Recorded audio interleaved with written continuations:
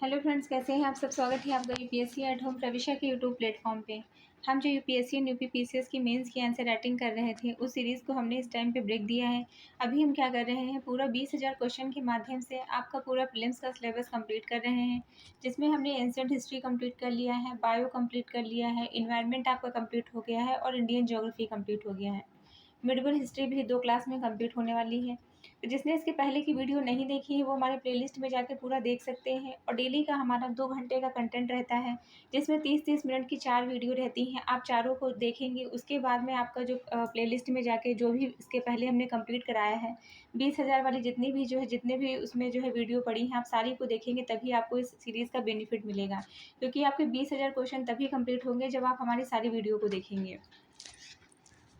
तो आज का हम क्वेश्चन देखेंगे। क्वेश्चन क्या मिडिवल हिस्ट्री से है, जिसका जो क्वेश्चन नंबर क्या है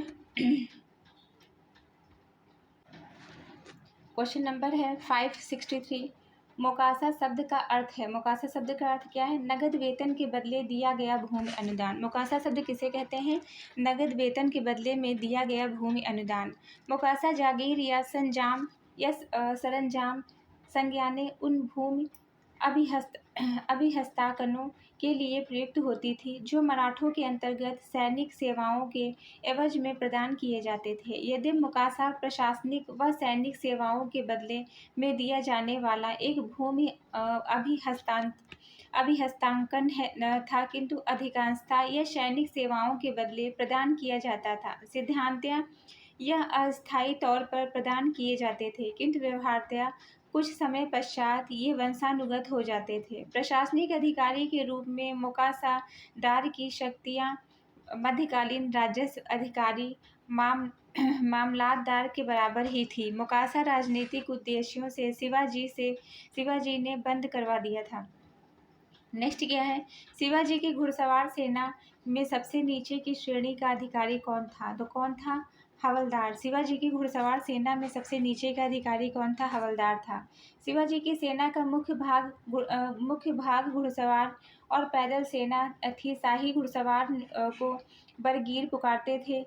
इन्हें राज्य की ओर से शस्त्र दिए जाते थे, जबकि सिलेदार घुड़सवार अपने घोड़ों एवं शस्त्रों की व्यवस्था स्वयं करते थे। पागा घुड़सवार सेना का नियमित संगठन था।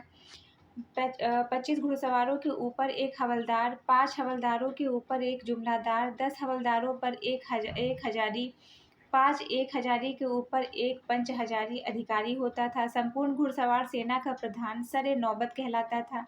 इसी प्रकार पैदल सेना में भी अधिकारियों का पद विभाजन किया जाता था। नौसैनिक का प्रमुख नायक, 10 नायक एक बराबर एक हवलदार, 2 हवलदार बराबर जुमलादार, 10 जुमलादार बराबर एक हजारी और 7 एक हजारी बराबर 7 हजारी। पैदल सेना में 5 हजारी का पद नहीं था। नेक्स्ट हम देखेंगे, निम्नलिखित में से कौन मराठा पैदल सेना से सबसे निचले दर्जे पर थे? तो कौन? नायक सबसे निचले दर्जे पर था। अभी हमने इसको देखा है। नेक्स्ट हम देखेंगे, शिवाजी की स्थल सेना को एक व्यवस्थित प्रशासनिक रूप प्राप्त है। प्रत्येक 10 सैनिकों पर एक नायक होता था और प्रत्येक 50 पर एक हवलदार। 100 सिपाहियों के प्रधान को जुमलेदार और 1000 सिपाहियों के प्रधान को हजारी कहा जाता था। सेनापति के अधीन 5 हजारी, एक हजारी हवलदार और जुमलेदार होते थे। सेना को वेतन नगद दिया जाता था। सैनिक का जीवन सादा और परिश्रमी था। घुड़सवार सेना को 25 सैनिकों के नायक को हवलदार, 5 हवलदार पर एक जुमलादार, 10 जुमलादारों पर एक हजारी होता था। अन्य उच्च पद 5 हजारी और घुड़सवार सेना का सर नौबत या सेनापति होता था। नेक्स्ट हम देखेंगे, मराठा सेना में बारगीर क्या था? तो ये क्या था? ये घुड़सवार था। शिवाजी की सेना में सवारों के 2 वर्ग होते थे, सिलेदार और बारगीर। सिलेदार उच्च वर्गीय सैनिक थे जो अपने घोड़े और हथियार स्वयं लाते थे तथा अधिक वेतन पाते थे, और बारगीर शासन के प्रत्यक्ष वेतनभोगी सेवक थे, जिन्हें आवश्यक सामान शासन की ओर से ही जिन्हें आवश्यक जो सामान था वह शासन की ओर से ही मिलता था। सवार पैदल के अतिरिक्त हाथी, ऊंट, टट्टू आदि भी सेना के अंग थे। शिवाजी के पास तटीय सुरक्षा के लिए एक छोटी सी एक छोटी किंतु शक्तिशाली जल सेना भी थी। सेना में छोटा तोपखाना भी था। नेक्स्ट क्वेश्चन क्या है? नेक्स्ट क्वेश्चन है पेशवाओं के अंतर्गत मराठा सैनिकों की जिम्मेदारी एक असाधारण योग्यता वाले नायक के हाथ में सौंपी गई, जिसका नाम क्या था? कान्होजी आंग्रे था। क्या नाम था? कान्होजी आंग्रे। पेशवाओं के अंतर्गत मराठा नौसेना की जिम्मेदारी एक असाधारण योग्यता वाले नायक कान्होजी आंग्रे को सौंपी गई थी। मराठों के प्रशासन में गांव का लेखपाल कहलाता था। क्या कहलाता था? कुलकर्णी। मराठों के प्रशासन में गांव का लेखपाल कुलकर्णी कहलाता था। मराठा साम्राज्य में गांव सबसे छोटी प्रशासनिक इकाई होती थी। इसका प्रशासनिक कार्य पाटिल द्वारा किया जाता था। ग्रामीण प्रशासन में इसका सहयोग कुलकर्णी द्वारा किया जाता था। यह प्रशासनिक विभाजन राजस्व एकत्रीकरण के लिए भी काफी उपयोगी था। नेक्स्ट क्वेश्चन हम देखेंगे, मराठों के उदय के लिए निम्नलिखित कारकों में से कौन सा कारक एक उत्तरदायी नहीं है? महाराष्ट्र की सामाजिक धार्मिक विशेषताएं। महाराष्ट्र के लोगों में व्याप्त सामाजिक चेतना। महाराष्ट्र में मुगल दरबार एवं सत्ता के केंद्र दिल्ली की दूरी। कुतुबशाही शासकों द्वारा मराठा सरदारों को प्रदत्त प्रश्रय। तो इसके अंतर्गत जो है महाराष्ट्र से मुगल दरबार एवं सत्ता के दिल्ली केंद्र की दूरी से संबंधित जो है गलत है। मराठों के उत्कर्ष में उनकी आदि भूमि जाति एवं विशेषताओं का विश्लेषण किया जाए, जिन्होंने उन्हें भारत की अन्य जातियों से विशिष्ट बना दिया। मराठों की भूमि महाराष्ट्र के उस क्षेत्र को कहा जाता है जो नर्मदा नदी के दक्षिण में विंध्य के समानांतर चली गई। पर्वत श्रृंखला तथा सतपुरा पर्वत श्रृंखलाओं के मध्य स्थित अपने राष्ट्र की विशिष्ट प्राकृतिक विशेषताओं के कारण मराठाओं में कुछ ऐसी शारीरिक विशेषताएं विकसित हुईं जिन्होंने उन्हें अपने अन्य देशवासियों से विशिष्ट बना दिया। 15वीं और 16वीं शताब्दी में उत्तर भारत में धार्मिक आंदोलन अपने प्रसार के क्रम में 16वीं और 17वीं शताब्दी में महाराष्ट्र में भी प्रविष्ट हुआ, जिनका मराठों ने यथेष्ट स्वागत किया। पंढरपुर आंदोलन मराठा राष्ट्र को एकीकृत करने का एक प्रधान कारण था। बीजापुर तथा गोलकुंडा के सिया सुल्तानों के अधीन मराठों ने सैनिक एवं सार्वजनिक प्रशासन में पर्याप्त निपुणता अर्जित कर ली है। नेक्स्ट क्वेश्चन हम देखेंगे, निम्नलिखित में से कौन सा मुद्रा छत्रपति शिवाजी के राज्य में प्रचलित रजत मुद्रा नहीं थी? तो कौन सी रुपया जो है रजत मुद्रा नहीं थी? छत्रपति शिवाजी के राज्य में प्रचलित रजत मुद्राएं थी लारी, टंका, रुका। मराठा साम्राज्य में प्रचलित अन्य मुद्राएं थी फनप, चक्रम और पातशाही होड़, निशानी होड़, तिरुका, पैसा, दाम इत्यादि। मराठा साम्राज्य में रजत मुद्रा के रूप में रुपया का प्रचलन नहीं था। नेक्स्ट हम देखेंगे, सूची 1 को सूची 2 के साथ सुमेलित करना है। पूना पेशवा, ग्वालियर है सिंधिया, नागपुर भोसले, बड़ौदा है गायकवाड़। पूना क्या है? पेशवा, और ग्वालियर है सिंधिया, नागपुर है भोसले, बड़ौदा है गायकवाड़। नेक्स्ट है कथन और कारण दिया हुआ है। कथन है कि 1750 ईस्वी तक मराठा साम्राज्य पेशवा की अध्यक्षता में एक परिसंघ बन गया था। कारण है कि साहू के उत्तराधिकारी पेशवा की इच्छा पर निर्भर थे। तो कथन और कारण दोनों सही हैं और कारण कथन की सही व्याख्या करता है। 1750 में बालाजी बाजीराव ने राजा राम द्वितीय की संगोला संधि हो गई थी। इस संधि के अनुसार मराठा संगठन का वास्तविक नेता पेशवा बन गया था। छत्रपति नाम मात्र का प्रधान रह गया। यही से मराठा साम्राज्य पेशवा की अध्यक्षता में एक परिसंघ बन गया। इस समय कई शक्तिशाली मराठा सरदारों का उदय हुआ, परंतु वे सभी अपने आप को पेशवा के अधीन समझते थे। जनवरी 1708 में अपने सिंहासन रूढ़ होने पर साहू ने बालाजी विश्वनाथ को सेनापति का पद प्रदान किया। बालाजी की नियुक्ति के साथ ही यह पद वंशानुगत हो गया। बालाजी उसके उत्तराधिकारी राज्य के वास्तविक शासक बन गए। अब छत्रपति कौन होगा, इसका निर्धारण पेशवा करने लगा। नेक्स्ट हम देखेंगे, निम्नलिखित में से कौन सा रुहेला सरदार अहमद शाह अब्दाली का विश्वास पात्र था? कौन जो है रुहेला सरदार अहमद शाह अब्दाली का विश्वास पात्र था? तो कौन था? नजीम खान। अहमद शाह अब्दाली ने पानीपत के तृतीय युद्ध 1761 में मराठा सेना को बुरी तरह से पराजित किया। मराठा सेना का नेतृत्व सदाशिव राव भाऊ के हाथों में था। अहमद शाह अब्दाली का विश्वास पात्र नजीम खान था। गुलाम कादिर रुहेला नजीम खान का वंशज था। तो ये हमारा चैप्टर 20 कंप्लीट होता है। अब चैप्टर 21 देखेंगे। मुगल कालीन विविध के बारे में जिसके अंतर्गत पहला क्वेश्चन है कि बीरबल का वास्तविक नाम क्या था, तो क्या था, महेशदास था। बीरबल मुगल बादशाह अकबर के 9 रत्नों में सर्वाधिक लोकप्रिय एक ब्राह्मण दरबारी था। बीरबल का वास्तविक नाम महेशदास था। बीरबल ने दीन इलाही अपनाया, वह मुगल दरबार का प्रमुख वजीर था। अकबर ने बीरबल को राजा और कविराज की उपाधि से सम्मानित किया था।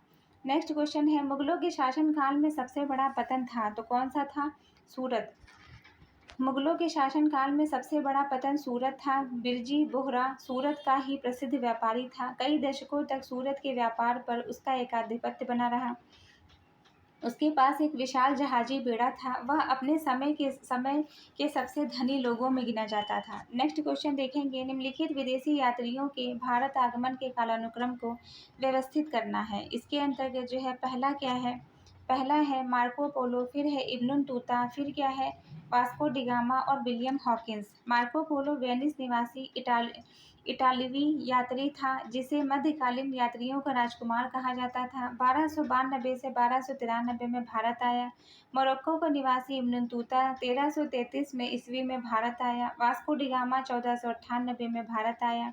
विलियम हॉकिंस 1608 में भारत आया। नेक्स्ट हम देखेंगे, सूची 1 को सूची 2 के साथ सुमेलित करना है। अकबर का जन्म 1542 में, तैमूर का आगमन 1398 में, तालीकोटा का युद्ध 1565 में, तराइन का युद्ध 1191 में। फिर से देखेंगे, अकबर का जन्म हुआ 1542 में, तैमूर का आक्रमण 1398 में, तालीकोटा का युद्ध 1565 में, तराइन का प्रथम युद्ध 1191 में।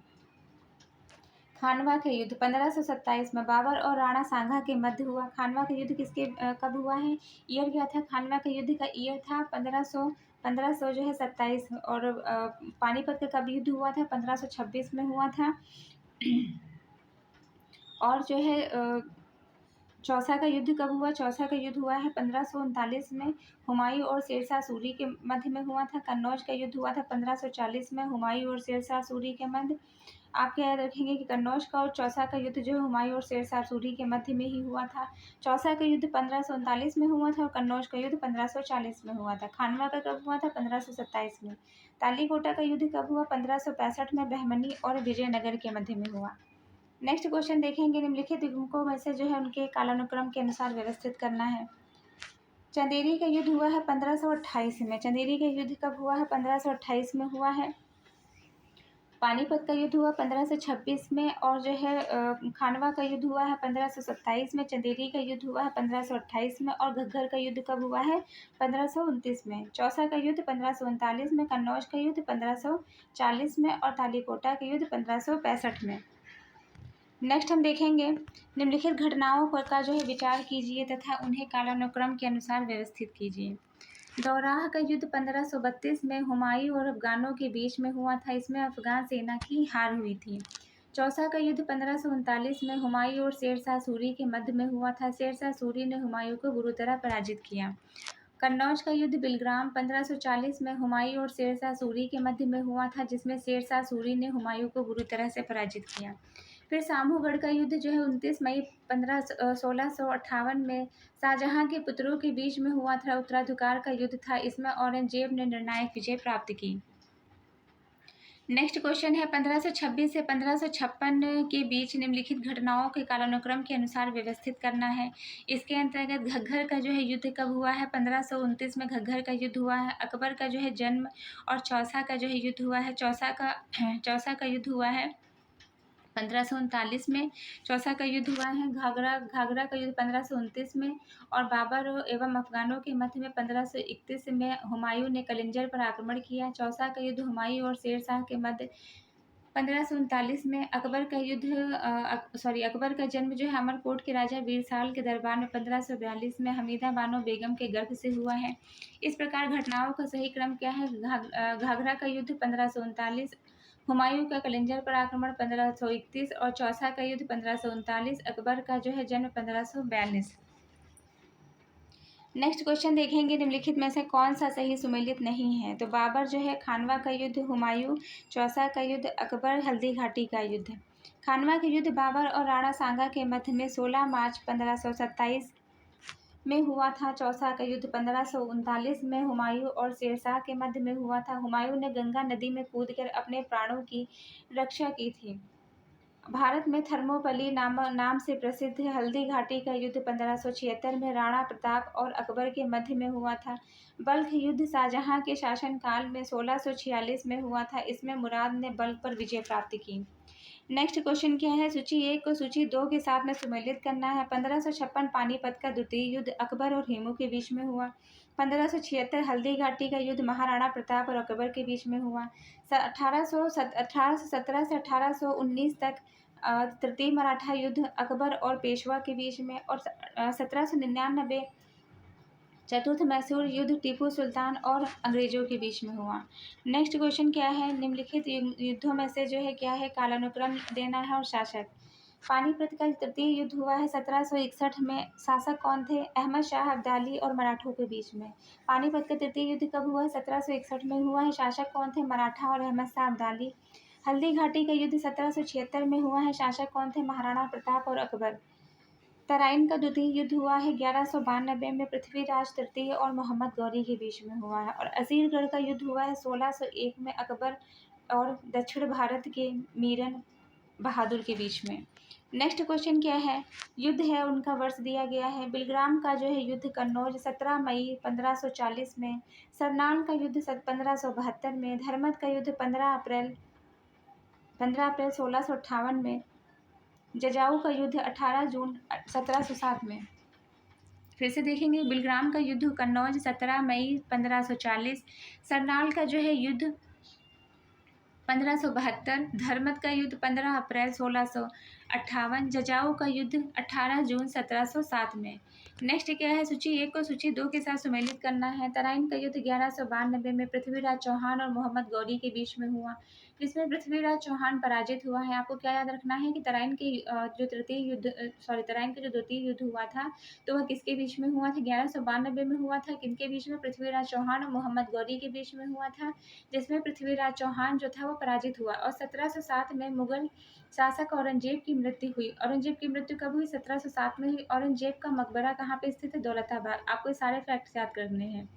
1761 में पानीपत का तृतीय युद्ध हुआ। कब हुआ? 1761 में। अहमद शाह अब्दाली और किनके बीच में हुआ? मराठों के बीच में हुआ, जिसमें मराठा सेना बुरी तरह से पराजित हुई। फिर 1605 में मुगल सम्राट अकबर की अतिसार रोग से मृत्यु के कारण उनका मकबरा जो है आगरा के समीप सिकंदराबाद में स्थित है। तो कौन कौन से फैक्ट यहाँ पे याद रखने हैं, आप लोग इसको रिवाइज करिए, तब तक हम पानी पी लेते हैं।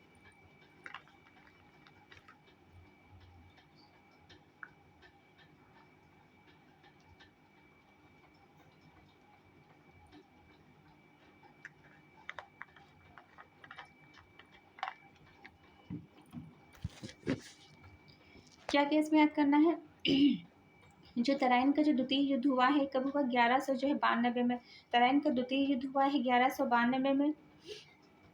और जो है पानीपत का तृतीय युद्ध कब हुआ है? 1761 में। तराइन का जो द्वितीय युद्ध हुआ है वह किनके बीच में हुआ? पृथ्वीराज चौहान और मोहम्मद गौरी के बीच में, जिसमें पृथ्वीराज चौहान पराजित हुए।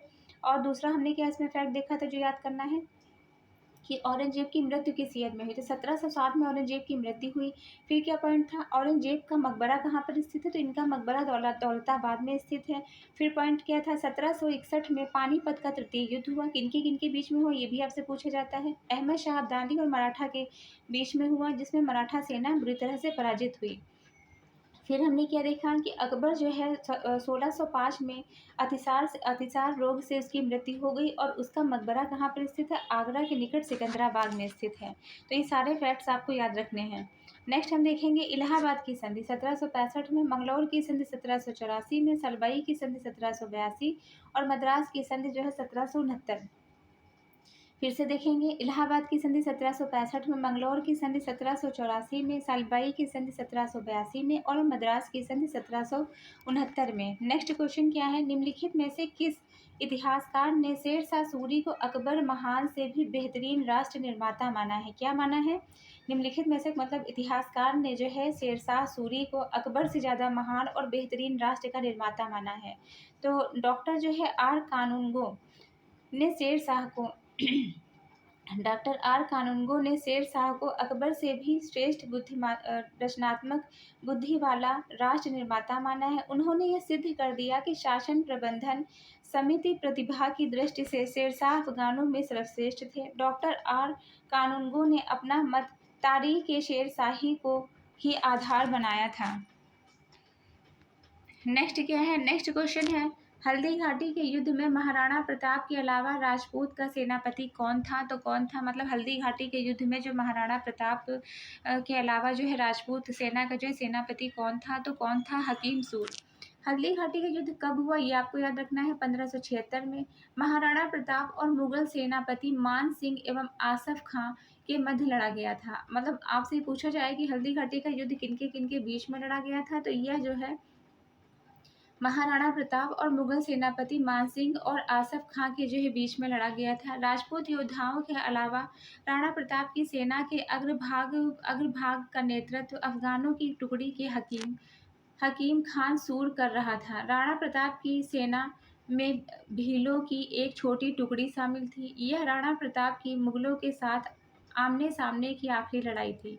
आगे चलकर राणा प्रताप ने छापा मार युद्ध का सहारा लिया। बादशाह अकबर के पुत्र मुराद की मृत्यु 1599 में अत्यधिक मदपान के कारण हो गई। इसी तरह बादशाह के एक अन्य पुत्र दानियाल की मृत्यु अत्यधिक मद्यपान के कारण 1604 में हो गई। और हमने क्या देखा था, 1707 में किसकी मृत्यु हुई थी? औरंगजेब की मृत्यु हुई थी। 1707 में किसकी मृत्यु हुई थी? औरंगजेब की मृत्यु हुई थी। और हमने एक चीज़ क्या देखी थी कि अकबर का जो है अतिसार के कारण जो है 1605 में इनकी जो है मृत्यु हो गई थी। और इनका मकबरा कहाँ पर स्थित है? सिकंदराबाद में। नेक्स्ट क्वेश्चन हम देखेंगे, बादशाह अकबर के पुत्र शहजादा मुराद की मृत्यु हुई थी अधिक जो है मद्यपान की वजह से, अभी हमने देखा था। नेक्स्ट क्वेश्चन क्या है? नेक्स्ट क्वेश्चन है काल और उसका घटनाक्रम दिया हुआ है। 1527 में खानवा का युद्ध हुआ। और हमने क्या देखा था, 1526 में जो है पानीपत का युद्ध, 1527 में खानवा का युद्ध, और 1528 में चंदेरी का युद्ध, और 1529 में जो है घग्गर का युद्ध। इसको आप कौन सी ट्रिक के माध्यम से याद कर सकते हैं कि बाबर आया, पानी पिया, खाना खाया, चंदा लिया और घर गया। मतलब आया, पानी पिया से आप क्या याद कर सकते हैं इसको, जो है 1526, 1527, 1528, 1529, इसको आप याद कर सकते हैं इसके माध्यम से। 26 को याद कर सकते हैं, पानी, खाना, चंदा, घर।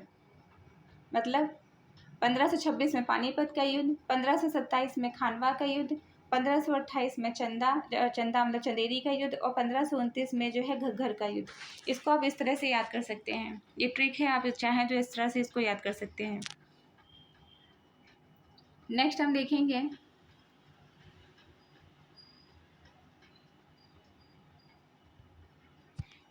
पंद्रह सौ सत्ताईस में खानवा का युद्ध बाबर और राणा सांगा के मध्य हुआ था। अकबर का राज्यारोहण 1556 में कलानौर नामक स्थान पे हुआ। 1589 में अकबर ने महजर की जो है घोषणा की थी, जिसका खाका शेख मुबारक ने तैयार किया था। औरंगजेब का बनारस फरमान 1658 में हुआ। नेक्स्ट क्वेश्चन क्या है? नेक्स्ट क्वेश्चन देखेंगे, मुगल कालीन जो है मुस्ताफ़ी ममालिक के संदर्भ में निम्नलिखित में से कौन सा कथन सही है?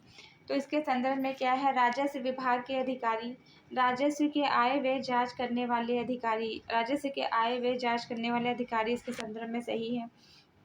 मुगल प्रशासन के अंतर्गत वित्त एवं राजस्व का सर्वोच्च अधिकारी वजीर था।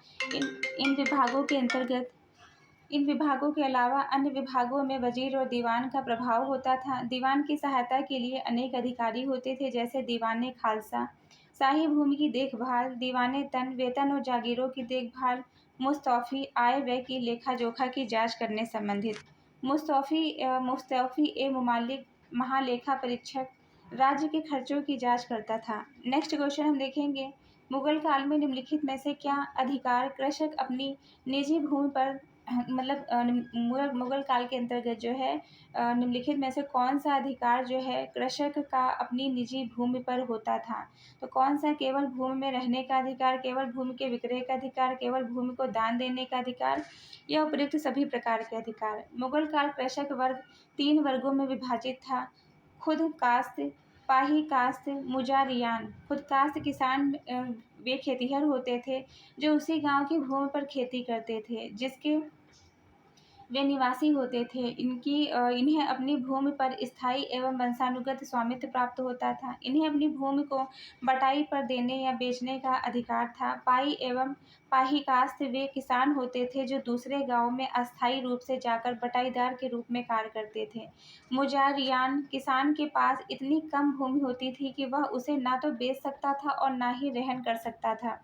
वे अधिकतर कृषि मजदूर होते थे। मुगल प्रशासनिक शब्दावली में माल राजस्व का प्रतिनिधित्व करता था। मुगल कृषि योग्य संपूर्ण भूमि 4 श्रेणियों में विभक्त थी। पोलज भूमि, इस पर सदैव खेती होती थी, और पड़ती भूमि, इस भूमि पर 1 या 2 वर्ष अंतराल पर खेती की जाती थी। चाचड़ या चाचर भूमि, इस पर 3 जो है 4 वर्ष के अंतराल पर खेती की जाती थी। बंजर भूमि, वह भूमि जो 5 अथवा जो है अधिक वर्षों से खेती उपयोग में लाई जाती थी। इस पर लगान नहीं वसूला जाता था। अकबर ने पैदावार का 1/3 भाग मालगुजारी के रूप में वसूल किया। नेक्स्ट क्वेश्चन है, भू राजस्व आवंटन के लिए भू आरक्षित रखी जाती थी, उसे क्या कहा जाता था? उसे कहते थे महाले पैबाकी। भू राजस्व आवंटन के लिए जो भूमि आरक्षित रखी जाती थी उसे क्या कहते थे? महाले पैबाकी। इसका उपयोग आवश्यकता अनुसार नई जागीरें प्रदान करने के लिए भी किया जाता था। राज्य के सीधे नियंत्रण प्रबंधन में रखी हुई भूमि को महाले खालसा कहा जाता था। मुस्लिम शासन के दौरान वह क्षेत्र जिसका राजस्व किसी राजकीय कर्मचारी को उसकी सेवाओं के बदले वेतन के रूप में नियत अवधि के लिए दिया जाता था उसे महाल जागीर कहते थे। मुगल काल में जागीर की समुचित व्यवस्था की गई है। वतन जागीर एवं अलतमगा जागीर राजाओं और जमींदारों को वंशानुगत आधार पर प्राप्त थी। ऐसी जागीर का स्थानांतरण नहीं होता था। मुगल कालीन भारत में राज्य को भू राजस्व से अधिक आय प्राप्त होती थी। नेक्स्ट क्वेश्चन देखेंगे, गज सिकंदरी तथा गज इलाही में अंतर होता है 39:41 का। आईना अकबरी के अनुसार शासन के 21वें वर्ष तक अकबर द्वारा भूमि की नाप करने का मापन इकाई गज सिकंदरी थी, जो लोधी काल में प्रचलित कांसे के सिक्के तथा इरकेंदरी 21वीं इस्कंदरी के व्यास पर बराबर थी। अकबर ने 41 अंकों के मध्य गज इलाही गज का प्रचलन आरंभ किया था। गज सिकंदरी गज इलाही 39:41 का अंतर था। जब युद्ध में हिंदू शासक हार जाते थे तो उन्हें हर्जाने के रूप में युद्ध सहायता हेतु युद्ध सामग्री एवं सैनिक देने पड़ते थे, जिसे मुगल काल में खिदमती कहा जाता था। वस्तुतः यह अधीनस्थ द्वारा अपने उच्च अधिकारी को दी गई भेंट खालसा भूमि इकाइयों का भू राजस्व वसूल करने के लिए प्रत्येक इकाई में पृथक पृथक अमील नियुक्त किए गए, जो करोड़ी नाम से प्रसिद्ध थे। इनकी सहायता के लिए विति कची मुशी एवं जो है खचांजी नियुक्त किए गए थे। नेक्स्ट क्वेश्चन क्या है? मुगल शासन में मीर बख्शी का कर्तव्य था भू राजस्व अधिकारियों का पर्यवेक्षण करना। मुगल शासक में मीर बख्शी का कर्तव्य भू राजस्व अधिकारियों का पर्यवेक्षण, सैनिकों के वेतन, सैनिक संगठन के सैनिकों के शस्त्रों, वस्त्रों, घोड़ों और रसद की देखभाल करना, मासिक वेतन का निर्धारण, पदोन्नति निर्धारण आदि उपयुक्त अधिकारों मनसबदारी व्यवस्था आने से इसके अधिकार असीमित हो गए हैं। वह सैन्य विकास का प्रमुख था। इसकी नियुक्ति बादशाह द्वारा की जाती है। नेक्स्ट क्वेश्चन देखेंगे, मुगल भू राजस्व प्रशासन में हमें महसूल नामक एक शब्द मिलता है, इससे आप क्या समझते हैं? वास्तविक राजस्व। मुगल भू राजस्व प्रशासन में महसूल राज्य या प्रांत की सकल राजस्व आय के लिए प्रयुक्त किया जाता था। मुगल राजस्व व्यवस्था का संस्थापक अकबर था। प्रारंभ में उसने शेरशाह की भू राजस्व को अपनाया।